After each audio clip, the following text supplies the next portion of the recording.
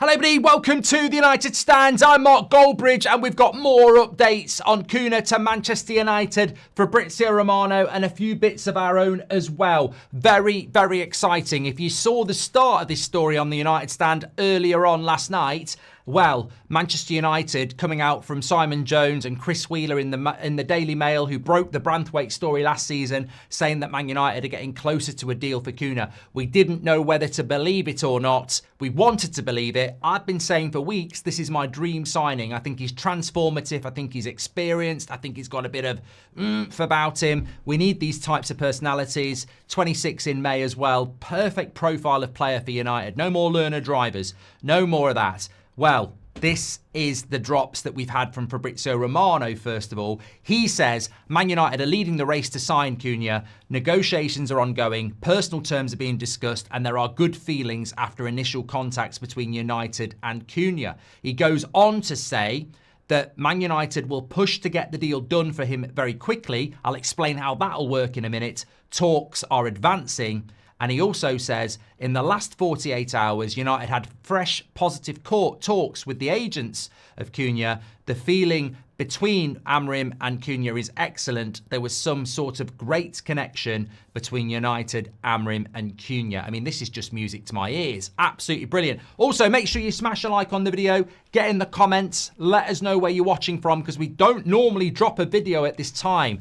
United Stand, we're around the world, so where are you watching? Because this is a freak of nature that we're doing it at this time, 2 a.m. UK time. Where are you? Let us know if you like it.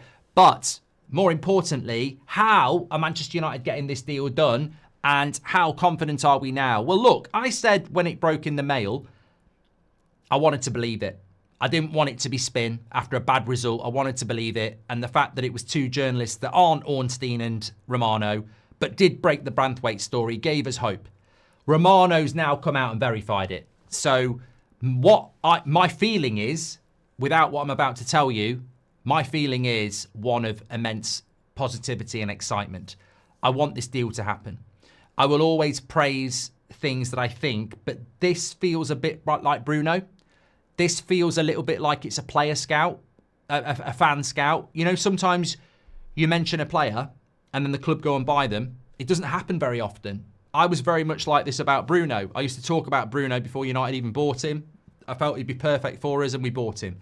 I think with Cunha, there's a lot of us been talking about him for a long time, saying, I think this guy would be perfect for United. But you don't really know whether United are in for him or not.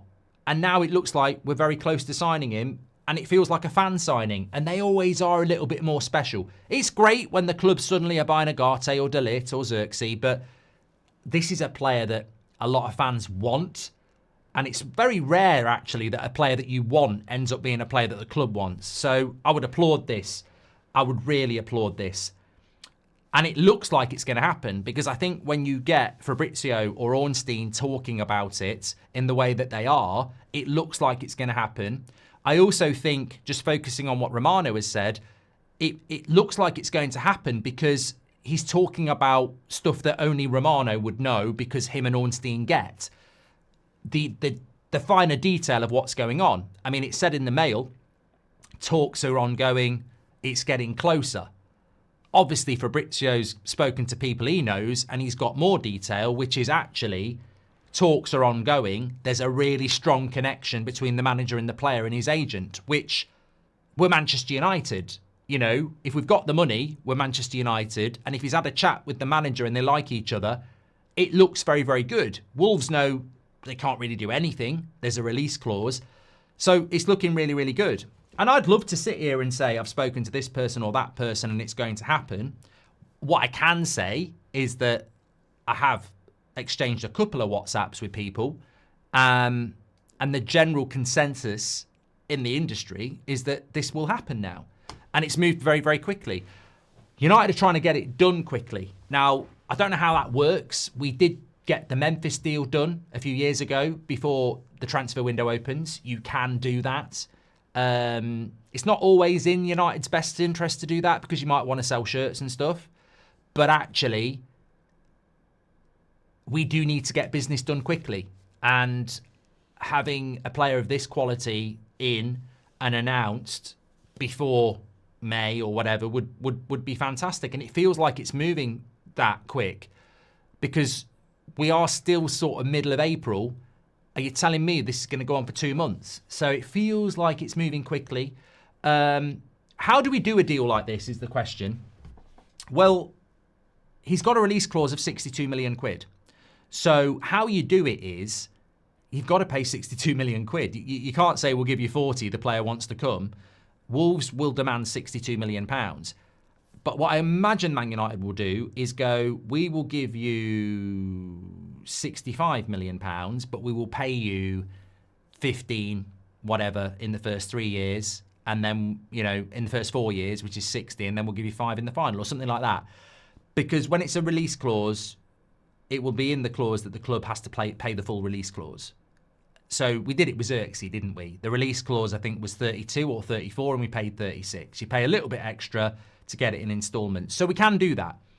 But of course, there is a flip side to that. If we only pay 15 million in year one for Cunha, remember we've still got to pay, was it 90 million this summer? Because we still owe money on the Rasmus deal and the Sancho deal and whatever the deals are. So we are still paying a hell of a lot of money this summer, even if we get a couple of people where we've only got to pay 15 million in year one.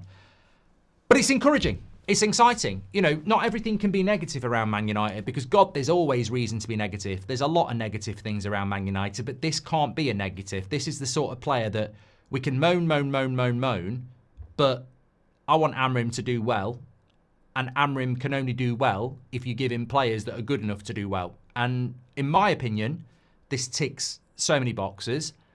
We're not Leonardo DiCaprio FC. We're not looking at under 25-year-olds. We're going for a player that's going to be 26 next month, who's Premier League proven, who is in a position where we need somebody with a bit of experience. I'd see him playing behind the striker.